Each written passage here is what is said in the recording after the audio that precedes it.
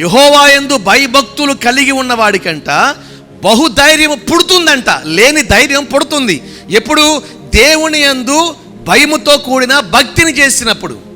అందుకనే యోబు అంటాడు, నీ భక్తి నీకు ధైర్యం పుట్టించదా?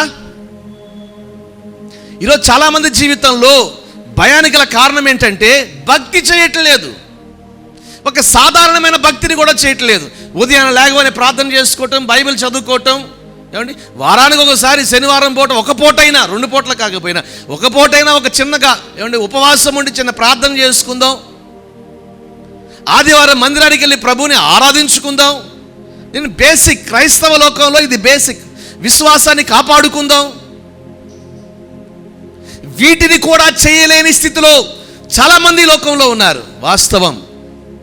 కానీ ఎవరైతే దేవుని యందు భయభక్తులు కలిగి విశ్వాస జీవితాన్ని కొనసాగిస్తారో వారికంట ధైర్యం పుడుతుందంట. హల్లెలూయా. మరి ఈరోజు ఈ వాక్యం వింటున్న మన జీవితంలో దేవుని యందు భయభక్తులు కలిగిన జీవితం ఉంటే మనకేం కలుగుతుంది? ఆ ధైర్యం దైవ కార్యాలు పొందుకునేట్లుగా చేస్తుంది. హల్లెలూయా, హల్లెలూయా. ఈరోజు నుంచి అయినా కాస్త దేవుని యందు భయము కలిగిన స్థితిలో ఉందాం.